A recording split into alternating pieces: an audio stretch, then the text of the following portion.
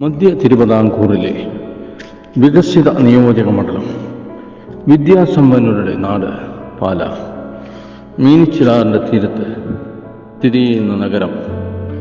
50 വർഷക്കാലം ശ്രീ KM മാണി ജനപ്രതിനിധി എന്ന നിലയിൽ തിരഞ്ഞെടുക്കപ്പെട്ട നിയമസഭാ മണ്ഡലം, കേരളത്തിലെ വികസിത നിയോജക മണ്ഡലം. കാരുണ്യ പദ്ധതി എന്ന ചികിത്സാ സഹായ പദ്ധതിയിലൂടെ പാവങ്ങളുടെ കണ്ണീരൊപ്പിയ KM മാണിയുടെ ഭവനാങ്കണത്തിലേക്ക് നമ്മൾ പ്രവേശിക്കുകയാണ്. കർഷക പെൻഷൻ, കർഷക തൊഴിലാളി പെൻഷൻ, സാമൂഹിക ജലസേചന പദ്ധതി, ഗ്രാമസഭ, താലൂക്ക് സഭ, റബ്ബർ വിലസ്ഥിരതാ പദ്ധതി, സ്വയം തൊഴിൽ സംരംഭം, തൻ്റെ കയ്യൊപ്പ് ചാർത്തിയ നിരവധി പദ്ധതികൾ, ആഭ്യന്തരം, ധനകാര്യം, ജലസേചനം, വിദ്യുച്ഛക്തി, ഭവന നിർമ്മാണം എന്നീ വകുപ്പുകൾ കൈകാര്യം ചെയ്തപ്പോൾ സാധാരണക്കാരൻ്റെ വേദനകൾ മനസ്സിലാക്കി അവൻ്റെ ഹൃദയത്തുടിപ്പുകൾ പോലും പ്രതിഫലിപ്പിക്കുന്ന മാഗ്നാ കാർട്ടകളാക്കി കേരളത്തിലെ വരവ് ചെലവ് കണക്ക് മാത്രമായിരുന്ന ബഡ്ജറ്റിനെ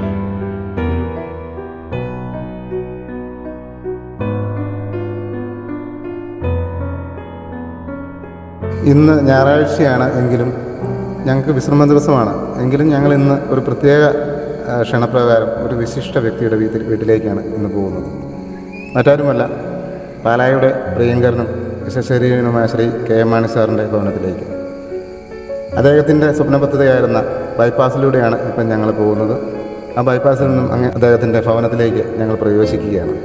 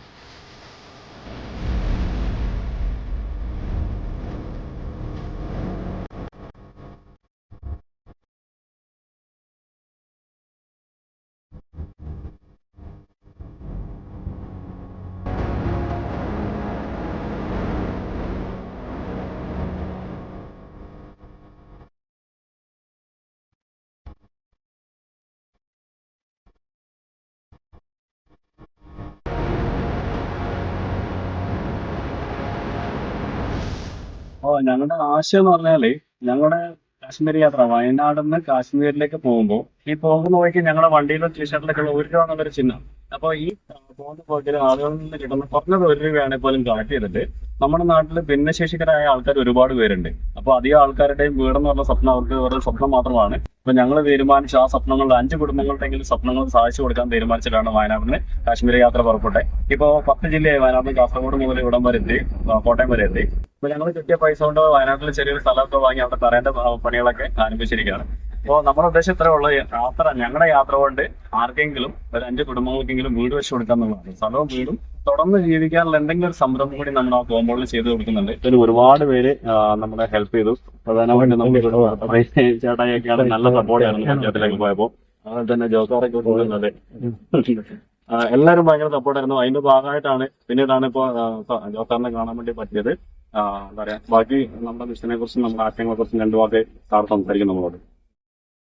റനീഷും നിജിനും രണ്ട് സഹോദരന്മാർ വലിയ ഒരു ദൗത്യവുമായിട്ടാണ് വയനാട്ടിൽ നിന്ന് വിവിധ ജില്ലകൾ താണ്ടി ഇവിടെ പാലായിൽ എത്തിയിരിക്കുന്നത്.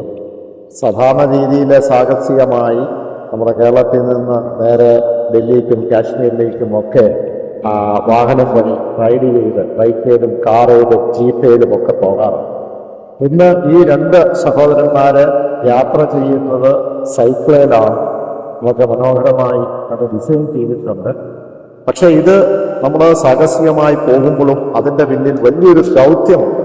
ഇവിടെ സൂചിപ്പിച്ചതുപോലെ ഏറ്റവും ചുരുങ്ങിയത് 5 ഭിന്നശേഷിക്കാർക്ക് ഭവനമില്ലാത്തവർക്ക് ഭവനം നിർമ്മിച്ചു കൊടുക്കുക എന്നാണ്.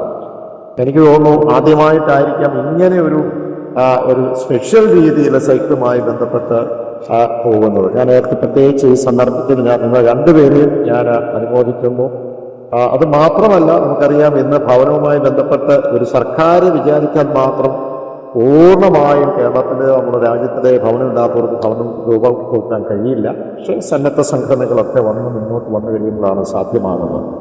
തീർച്ചയായും ഇതിൻ്റെ പിന്നിൽ ഞങ്ങളുടെ എല്ലാവരുടെയും പിന്തുണയും സഹായവും ഉണ്ട്. എല്ലാ ആശംസകളും നേരുന്നു. നന്ദി, നമസ്കാരം.